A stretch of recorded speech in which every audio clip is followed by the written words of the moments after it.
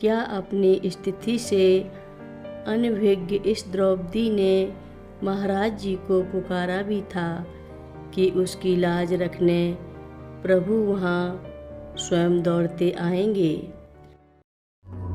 मंदाकिनी सलिल चंदन चर्चिताय नंदीश्वर प्रमथनाथ महेश्वराय मंदार पुष्प बहु पुष्प सुपूजिताय तस्मै मकाराय नमः शिवाय।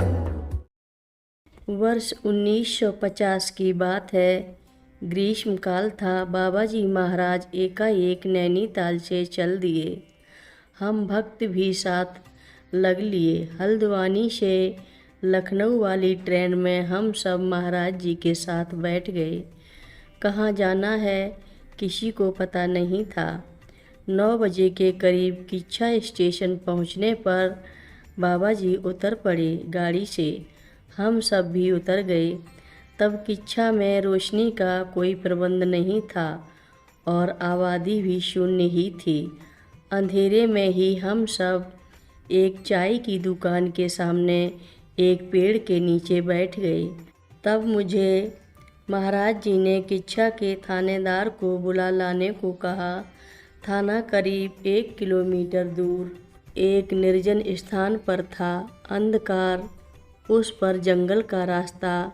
मैं किसी तरह एक फर्लांग चल पाया था कि महाराज जी पीछे से एक ट्रक में आ गए। अन्य भक्तों के साथ मुझे भी बिठा लिया गया।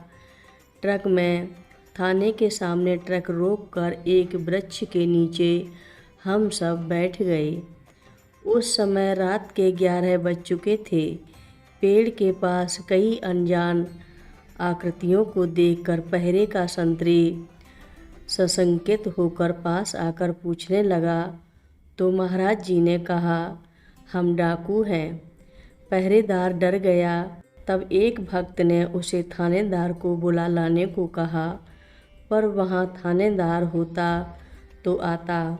संतरी ने भी उसकी अनुपस्थिति के बारे में कुछ नहीं बताया और भीतर जाकर थानेदार की पत्नी से डरते हुए सब बातें बता दीं कि डाकू आए हैं। उत्सुक स्त्री तब चाहर दीवारी से झांकने लगी। सभी ने आश्चर्य से देखा कि बाहर को देखते ही महाराज जी कहती वह स्त्री दौड़ती आई और महाराज जी के चरणों में लौट गई। संतरी मुँह बाए देखता ही रह गया। महिला ने महाराज जी से घर चलने का आग्रह किया तो महाराज जी थाने के क्वार्टर के बरामदे में बैठ गए, कहते हुए कि तेरा पति घर में नहीं है, हम अंदर नहीं आएंगे। बरामदे में ही चाय आई और फिर भोग आदि भी।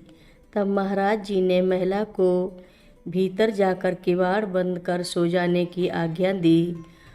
पूर्व में सबने देखा था कि एक पुलिसकर्मी महिला से बहुत घुल मिलकर निसंकोच बातें कर रहा है। परिवार के सदस्य की तरह पर्वतीय सरल स्वभाव की वह महिला उसके आचरण को समझ नहीं पाई थी।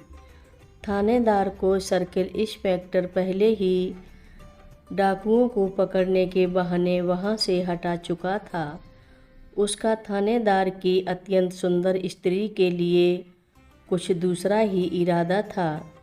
इसमें थानेदार के मातहत और वह पुलिसकर्मी भी शामिल थे, परंतु महाराज जी के आ जाने एवं वही जम जाने से उन सबका कलेजा बैठ चुका था।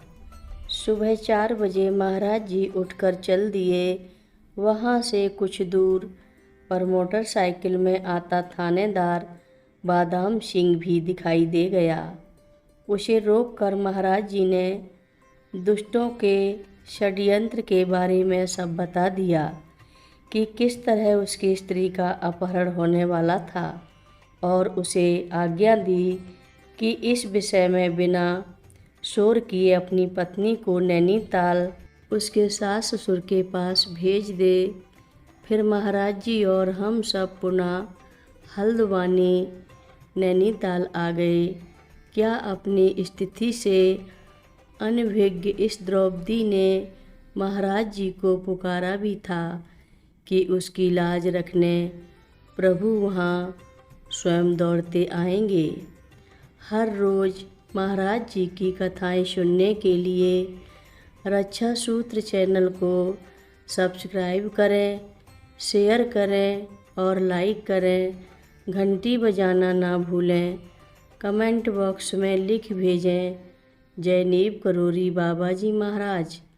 बोलो नीव करोरी बाबा जी महाराज की जय बोलो।